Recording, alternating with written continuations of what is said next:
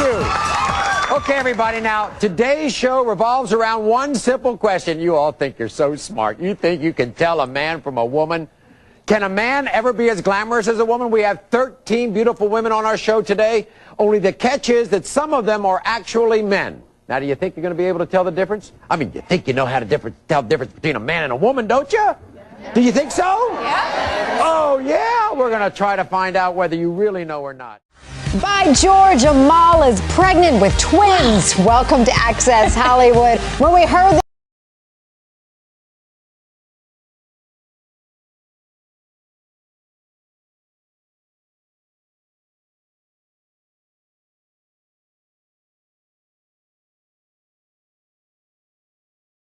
pregnant with twins. Welcome to Access Hollywood. When we heard the news, we screamed. What is going on here, kid? We have triplets for Pharrell, twins for Beyonce, Madonna adopted twins. We love us some babies over here, and now a double dose of good news for the Clooneys.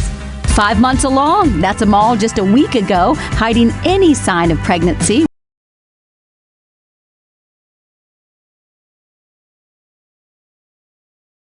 Hiding any sign of pregnancy while bundled up under a big coat in Barcelona. Last month, she remained covered up, too.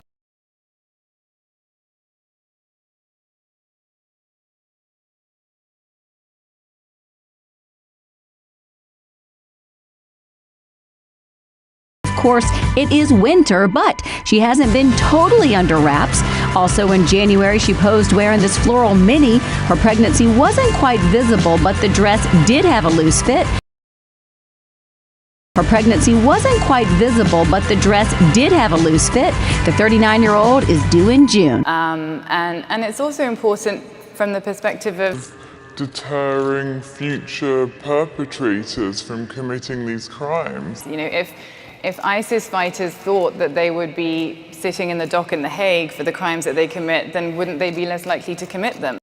Secretary General, Excellencies, ladies and gentlemen, it is a pleasure to be here with you today to honor Nadia Murad, a young woman who's not only my client, but also my friend. Question 13. Is it permissible to have intercourse with a female slave who has not reached puberty? Answer, yes. However, if she's not fit for intercourse, then it is enough to enjoy her without that. Question 6. Is it permissible to sell a female captive? Answer, it is permissible to buy, sell, or gift female captives and slaves, for they are merely property. This slave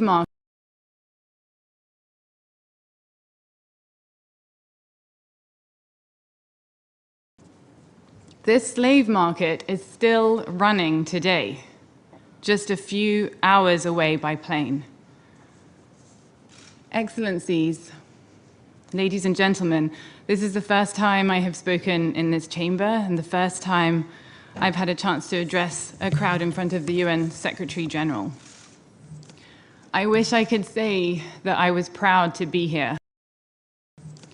I wish I could say that I was proud to be here.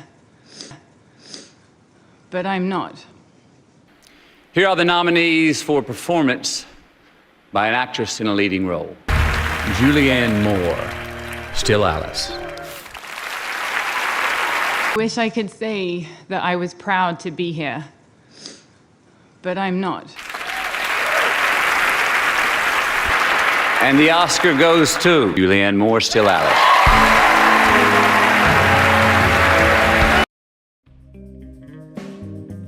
The most challenging aspects for somebody like me is when you don't have the visual clues. So for instance, on the phone, when you're calling somebody, and for any sort of transgender person, or for me certainly, the biggest awful thing was to be called sir.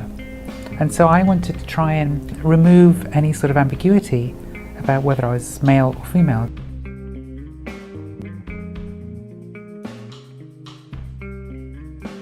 Many people have decided to make a transition and be presenting as the gender that they feel is their true gender, and realize that people are not identifying them in that gender, not because of the way they're presenting visually, but because the voice doesn't match.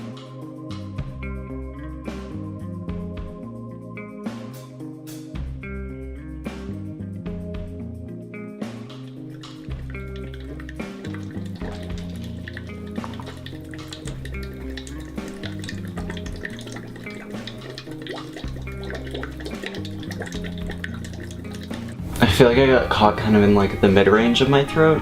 Like on the one before it, it came from like farther down and then up into. Many people will think about what's the difference in male and female voices. If we're looking at a gender binary, a male voice sounds like this and a female voice sounds like this. And it's of course not that simple. To use one structure to achieve a sound that is normally, naturally made by another structure, it takes quite an athletic effort.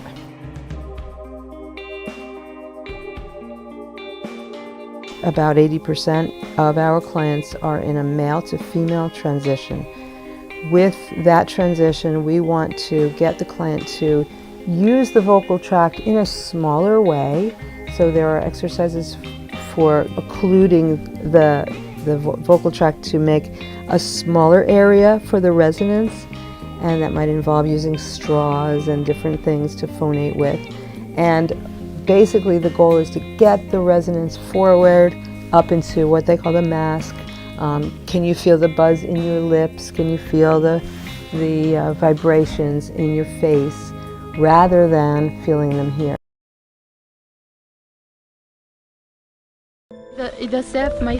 They may not look like warriors, but they are.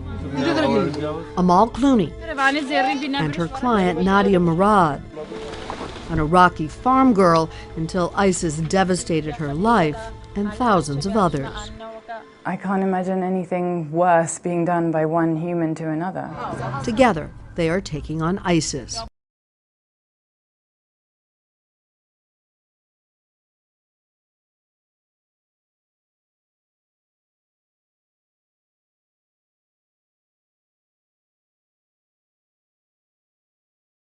Urging the UN to investigate and ultimately try ISIS commanders for genocide. أنا ناجية من الإبادة الإيزيدية ولاجئة الآن. أنا فتاة ريفية وجدت نفسها كيف سلبت منها حياتها الحرة الممتلئة بالأحلام. I think we both understand who we're up against. I don't think either of us are deterred by that just because the cause is so important. There are those who would say ISIS doesn't need to be brought to court. ISIS needs to be bombed out of existence. Well, I mean, there is a bombing campaign going on. The coalition forces, including the US and many other states, are going after ISIS on a military basis. That's part of the response, but it's not enough. I mean, you can't kill an idea that way. I think one of the ways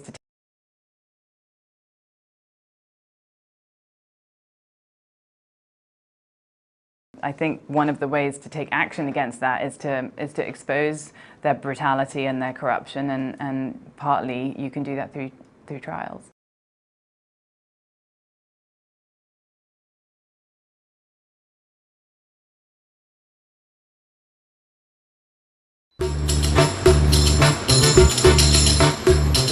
Edgware Road in West London, centre of the capital's Lebanese community.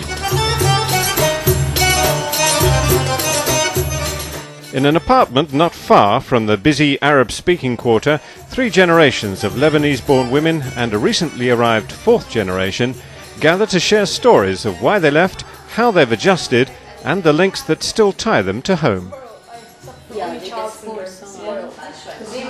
Rana Halaby Cooper fled the 1970s civil war as a child and came to London as an adult via the USA.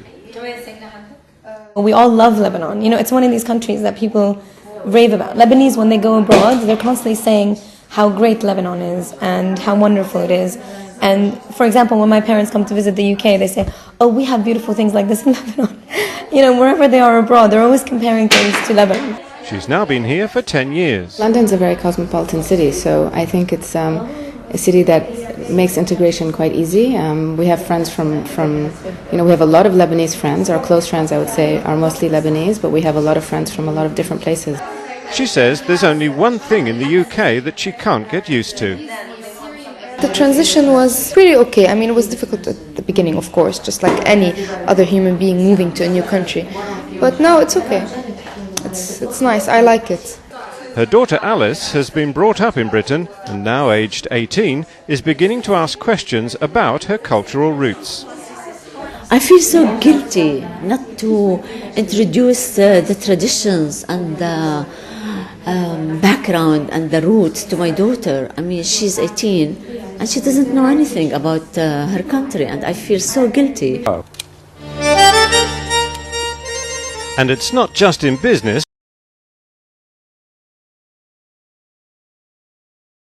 that Britain's Lebanese community excels. Baria Alamuddin is a renowned journalist and commentator on Middle East affairs. There is a fight going on between the two worlds. In a sense, the British are fighting the terrorists, the extremists, etc. Also, the world I belong to in the Arab and Muslim and Lebanese world is fighting the same terrorist. But somehow it doesn't seem like that to the world. It seems like me being a Brit is fighting my other side, which in many ways is not true. I think terrorism is a threat to every human being in the world. It is as much as a threat to a British, Lebanese, Arab, Muslim woman as it is to a purely Lebanese, Muslim, Arab woman. So inside of me, although this controversy might exist very, very rarely, but I see it in other people's lives. People are feeling extremely distressed and unease. Many people even not want to travel to Britain anymore simply because they feel they will be labeled Arab, Lebanese, Muslims or whatever. Baria's two daughters are graduates of Britain's top universities.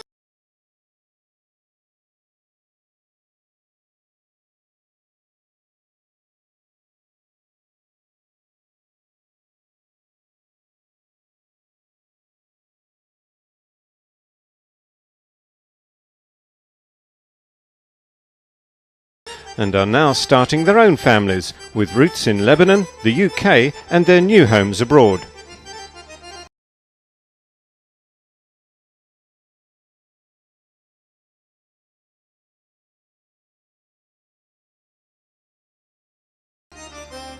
Meanwhile, their mother continues meeting with and interviewing world leaders, trying to bring the best of both worlds, East and West, together in her work.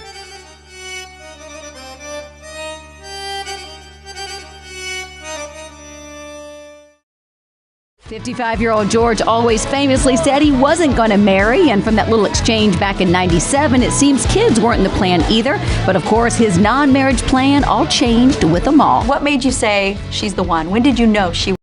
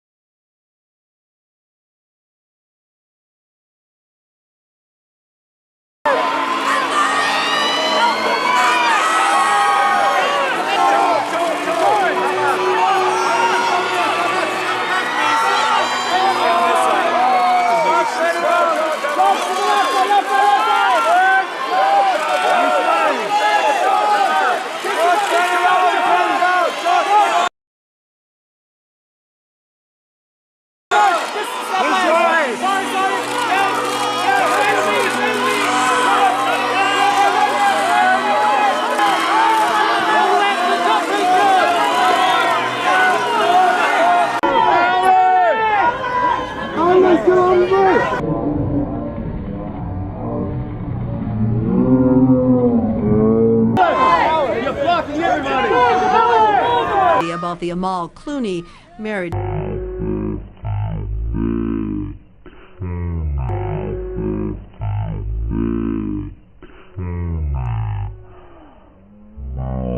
to the Hollywood superstar.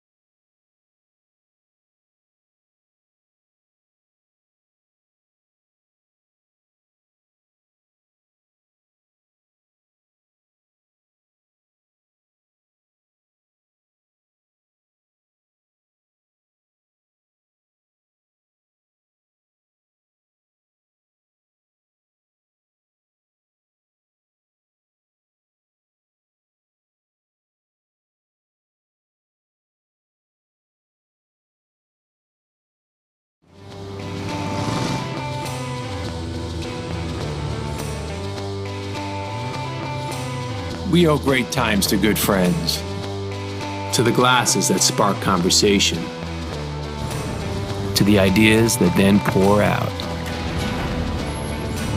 Ours came from a night like that, and somehow survived the morning after.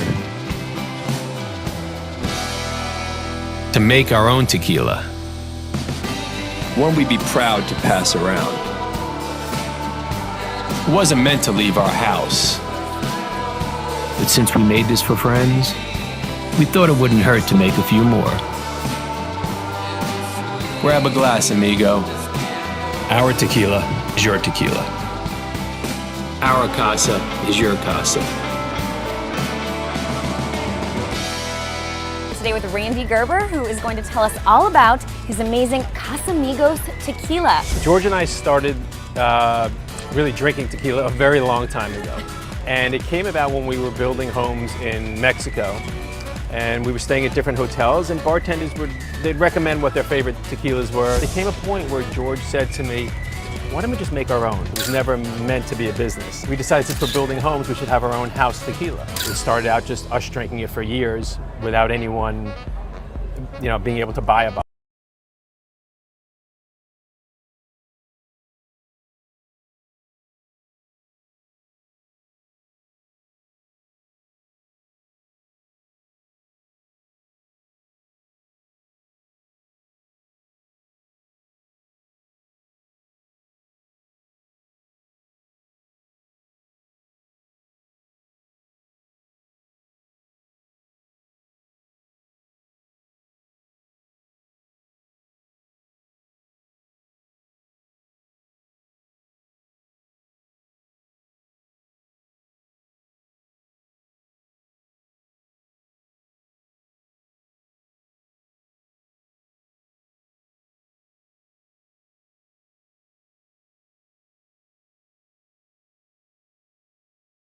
You're about to be shooting with Clooney, Monster Money? Yes, that's been great. That's been so great. It's been pretty amazing. It was amazing. Jodie Foster was our director. I mean, George and I were pinching each other, just thinking, how did we end up with this brainiac girl? This is awesome. And how happy are you for him? You met Amal on a set, right? Is that correct? We went out to dinner. I met her at dinner.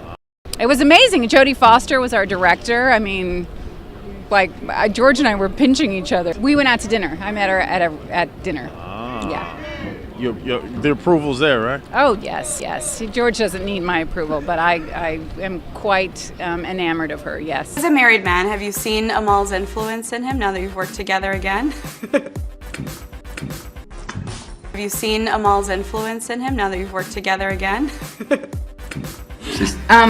Only when we're at their house I see the influence. Yeah. In what way? In a beautiful way, that all wives have kind of beautiful, loving influence over their husband. We have to talk about the big snub of the night, or was it a snub? Brad Pitt, Angelina Jolie, they're supposed to be besties with George Clooney. I mean, they've even traveled together, gone to his house in Lake Como. So why, Elizabeth, were they not there at the wedding? What made you say she's the one? When did you know she was the one? I think about 3 days in, you could tell. I mean, I knew when I met her that she was sort of extraordinary and special, and then I thought, and then I wondered if I'd ever get a chance to date her, and then and we were friends for a while before, and then luckily she said yes. George and Amal Clooney stole the spotlight at the César Awards in France on Friday night. The couple, who recently announced that Amal is pregnant with twins,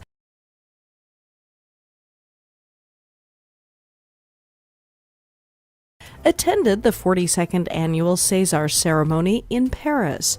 George received an honorary award at the event and praised his wife in his acceptance speech. He said, "To my wife Amal, there isn't a day that goes by that I'm not proud to be your husband, and I am excited about the years to come, and particularly the months to come."